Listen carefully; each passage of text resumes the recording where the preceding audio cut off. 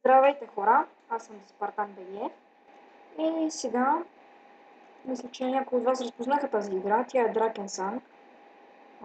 Да, първо искам да кажа, тази игра е MMORPG, значи може да си изберете раса, например, магиосник, е такъв горски човек. Сега ще ви покажа всичките, значи първият е Драконов войн, той е все едно рицар, втория е магиосник, третия е такъв горски с лък и четвъртия е парен механик, някакво джудже.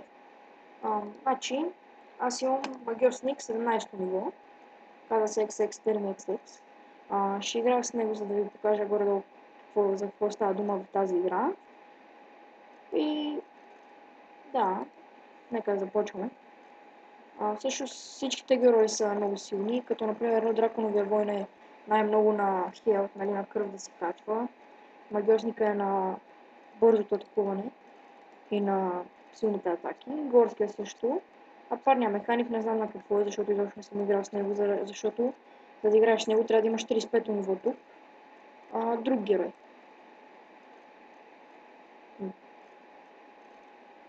Добре.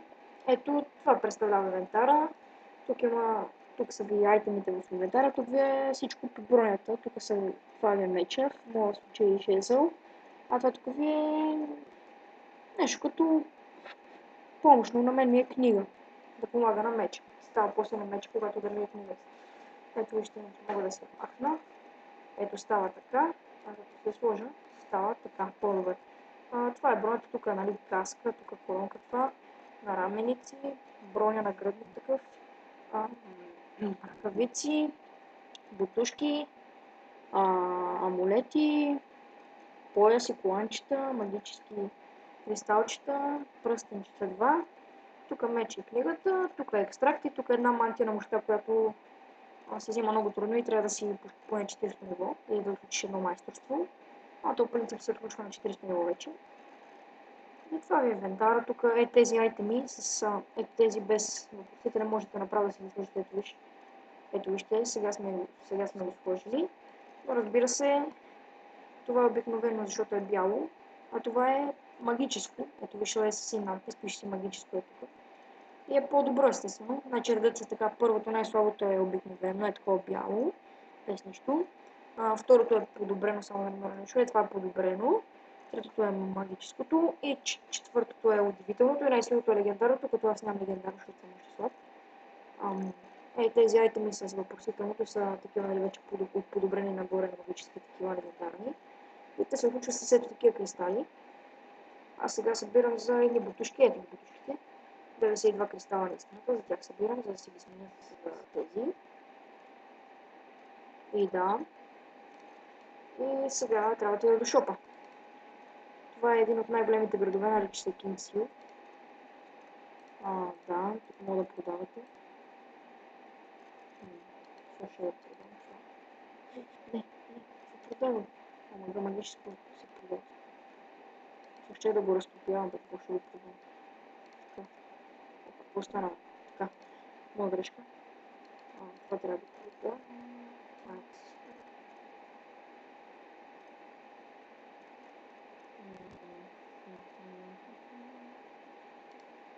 После трябва да видим тук до въпросителния знак да си изпълним мисията, както и до този въпросителен знак. Значи, това ви е картата, нали, тия с удивителните знаци са ви мисиите, които ще трябва да изпълнявате, а тези с въпросителните знаци са ви мисиите, които сте прияли и вече сте ги изпълнили, можете да си вземете айтемите, нали, съответно. Това са знаци за различни, например, тук се продават бронь, защото е каска, тук меч, защото се продават мечове оръжия. Тук меч с някакво кръче, защото се продават неща, които са по-добри от обикновените, защото се купуват все такива отвъдници, по-хубави са. А тук някакви други знакчета на някакви хора. Тук за магийки, тук за изобщо много знаци. Тук за кончета и така. Има различни врати. Тук е... Например, ето тук се излиза към друга карта, тук към друга карта, тук към друга карта и тук е арена за битки. И да, сега трябва да разтопим едни предмети. Така се разтопят предметите, по принцип ви качвате това. Те ви качвате такива. Как се казва само? Глифа на властта се казва. Малко странно, все пак си глифа на властта.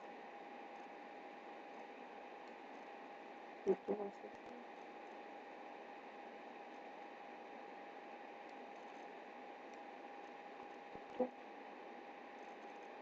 Магически бронзов, магически пръв, сейчас след това разтопим. Това също. Само бутушките мисля, че ще остава. Така, сега ги претопяваме, разтопяваме там. И останахме само с недвижими бутушки, за които ще се качвам по страни истината, за да ги включа. Тези кончета се събират, трябва да се съберат 4 такива части, ето вижте, на мен пише част 2 от 4, и се събира един жезъл там и ти извиква една фея и тя е спътник, не се ходи с теб. И да, това общо взето към инвентарчета. Тук всякакво, като това първата иконка пише герой. Тук ти е всичката статистика за героя, бързо ще ви обясня. Тук квестове, втората. Тук са всичките квестове и такива събития, ето вижте, тук може да си купувате предизвикателства. Ще избера това, защото съм про. Да. Майсторство, тук се вдигате, можете да се подобрявате всичките магийки, тук можете да се включвате други неща, например. Това е връщане. С него може да се върнете, ако се например по средата на една карта, може да се върнете обратно на спауна, той се намира ето тук.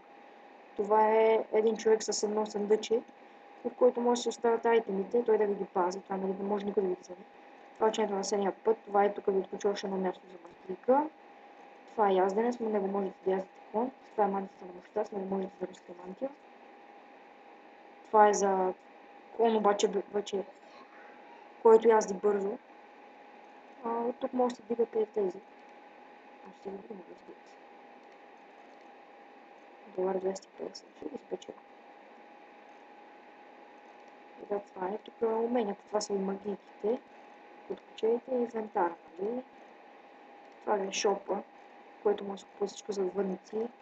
Тук ви е картата, общата карта, най-голямата. Тук ви е по-малката карта. Тук са ви всичките приятели, хора и тези изобщо хората, тук, които се намират в града и така. Тук са вие, тук може да се запишете за дуели да играете PvP. Тук класиране за най-добър сервер. И тук събитията, ето например нещо събитие, когато може 2 часа, цените падат. Например, в един магазин цените падат до 20% и това е. Всичко е малко събимо. Ще взема това, защото сме против. И да.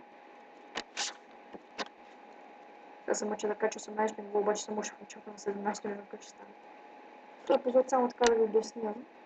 Горе-долу за какво става. Само ако ще се побия. И мисля, това да е епизода. Следващия епизод сигурно не знам на кой епизод ще обаче. Следващия епизод на Дракен Сан ще е яко PvP с един приятел. Да, един приятел също играе. Приятел Санки, той е 15 ниво, съм 17. Той сега ще качи 16 ниво.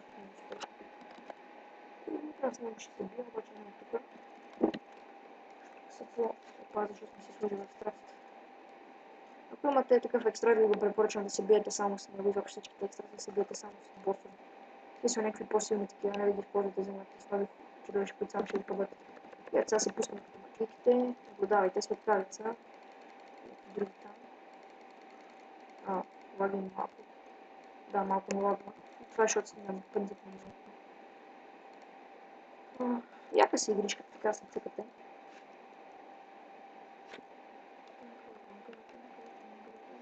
Сега ще видите как ще може да се телепортирам само за да дойдат на политика. До посредата на следната. Ще умра. Ето умрях, виждате ли.